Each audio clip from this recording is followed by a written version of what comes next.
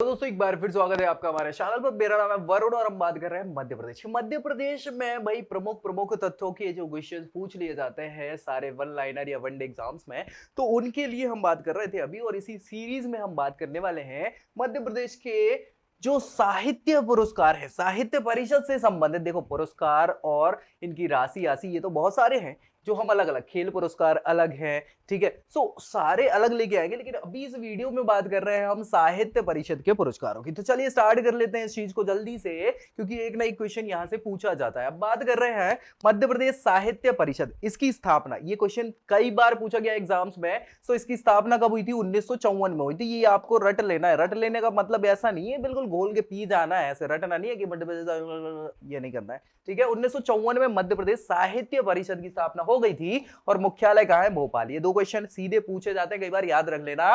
मध्य प्रदेश साहित्य परिषद की जो स्थापना है, इसका उद्देश्य क्या था? तो उद्देश्य यह था कि मध्य प्रदेश के जितने साहित्य हैं उन साहित्यों का सृजन हो, उनका संरक्षण हो, उसको प्रोत्साहन मिले और इसका प्रचार प्रसार के साथ साथ प्रबंध किया जाए। इसके लिए सम्मान और पुरस्कार भी प्रदान किए जाए। ये इस साहित्य परिषद के गठन की जो है उद्देश्य हुआ करता था। मध्य प्रदेश साहित्य परिषद के द्वारा निम्न अखिल भारतीय और प्रादेशिक पुरस्कार दिए जाते। कौन कौन से दिए जाते हैं? चलिए स्टार्ट कर लेते हैं। तो देखो भाई, सबसे पहले भवानी प्रसाद मिश्र पुरस्कार, ये दिया जाता है किस क्षेत्र में? कविता के क्षेत्र में ये पुरस्कार दिया जाता है, याद रखिएगा।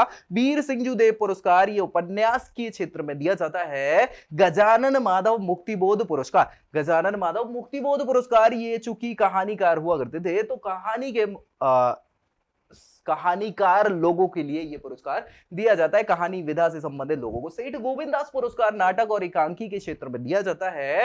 रामचंद्र शुक्ल साहब जो है, इनका पुरस्कार है जो आलोचना के क्षेत्र में दिया जाता है। अगर बात करें पद्मलाल पुन्नालाल बख्शी पुरस्कार, ये व्यंग हो गया, ललित निबंध हो गया, संस्मरण हो गया, रेखा चित्र और यात्रा के क्षेत्र में, आत्मकथा, ऋतुपार्ज, इन सभी क्षेत्रों में पद्मलाल पुन्नालाल बख्शी साहित्य पुरस्कार जो है दिया जाता है, याद रखिएगा। इसके अलावा माखनलाल चतुर्वेदी साहब बहुत बड़े कविताकार हुआ करते थे, याद ही है आप सभी को। मुझे फेंक देना बनमाली, उस पद पर तुम देना फेंक, मातृभूमि के लिए शीश चढ़ा दे, जिस पद जाए वीर अनेक, मतलब पुष्प की अभिलाषा। क्या तो कृति है, वाह वाह। कविता के क्षेत्र में माखनलाल चतुर्वेदी पुरस्कार दिया जाता है, याद रखना है। बालकृष्ण सर्वा नवीन साहब जो है, ये गीत प्रबंध के संबंध में क्षेत्र में इनसे ये पुरस्कार मिलता है। सुभद्रा कुमारी चौहान बहुत बढ़िया भैया, वीर से संबंधित कहानीकार हुआ करती थी, और क्या तो कहानी है ना।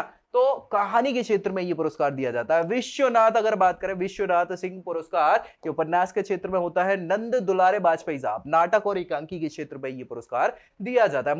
मुकुटधर पांडे, क्या नाम है? मुकुटधर पांडे पुरस्कार, ये सृजनात्मक चिंतन कर रहे हैं, सृजनात्मक वाला है ना, ललित निबंध, इस क्षेत्र में ये पुरस्कार मिलता है। माधव राव सप्रे पुरस्कार, ये मिल जाता है प्रदेश की सारी विभूतियां, इतिहास स्थान पर लिखी हुई जो कृतियां हैं, उन पर जो लेख लिखने वाले लोग हैं, उनके लिए ये माधव राव सप्रे पुरस्कार मिल जाता है। इसके अलावा रामविलास शर्मा पुरस्कार जो है, ये लेखक की श्रेष्ठ पहली कृति के लिए मिलता है, याद रखिएगा, पहली श्रेष्ठ कृति के लिए ये पुरस्कार दिया जाता है। दुष्यंत कुमार साहब, आय हाय हाय, क्या तो लिखते थे भाई, ठीक है। चलिए, दुष्यंत कुमार पुरस्कार 35 वर्ष से कम आयु के जितने भी लेखक हैं, उनकी पहली कृति के लिए दिए जाने वाला पुरस्कार हो जाता है। शरद जोशी पुरस्कार बहुत बढ़िया भैया, व्यंग की शैली में इनका तोड़ नहीं है और व्यंग के क्षेत्र में ही ये पुरस्कार दिया जाता है। राजेंद्र माथुर पुरस्कार, ये रेखा चित्र, संस्मरण, यात्रा, आत्मकथा, पत्र, ऋतुपार्ज, इन सभी क्षेत्रों में ये पुरस्कार मिल सकता है। ईश्वरी साहब बिल्कुल सब मान के चलिए कि ये प्राचीन कालीन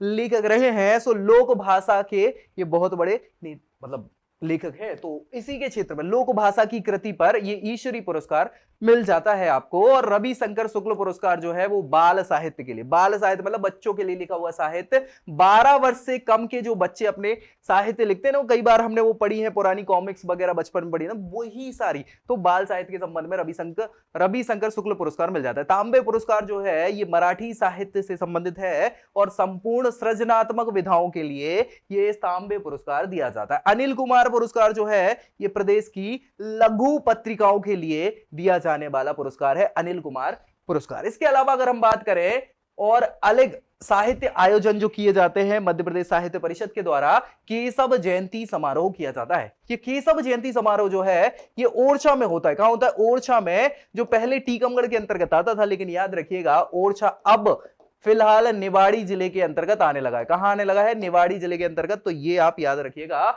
अब सुभद्रा कुमारी चौहान स्मृति समारोह होता है, ये कहां होता है? जबलपुर में होता है। ये क्वेश्चन कई बार पूछा गया है, याद रखिएगा। ये पूछा जा सकता है क्योंकि टीकमगढ़ हुआ करता था, अब निवाड़ी हो गया, इसलिए पूछा जा सकता है कंफ्यूज करने के लिए।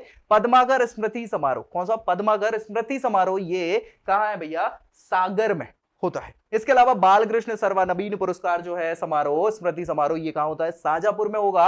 और माखनलाल चतुर्वेदी स्मृति समारोह कहां होता है? खंडवा में होगा। ये कई बार पूछे गए क्वेश्चन हैं जी, समारोह जो भी बड़े बड़े साहित्यकारों से संबंधित हैं, जो मध्य प्रदेश की साहित्य परिषद द्वारा किए जाते हैं। तो भैया ये रही पूरी की पूरी बात किससे संबंधित? मध्य प्रदेश के सभी साहित्य विधाओं से संबंधित पुरस्कार और समारोहों की। तो भाई ऐसी ही रोचक जानकारी बने रहिएगा पूरी की पूरी जानकारी के लिए। एक तो पूरी वीडियो देख लेना और पसंद आए तो लाइक कर देना, दोस्तों में शेयर कर देना, क्योंकि पूरे मध्य प्रदेश की जानकारी आपको यही इसी चैनल पर मिलने वाली है। और बस ऐसी जानकारी के साथ नेक्स्ट वीडियो में मिलते हैं, तब तक के लिए जय हिंद।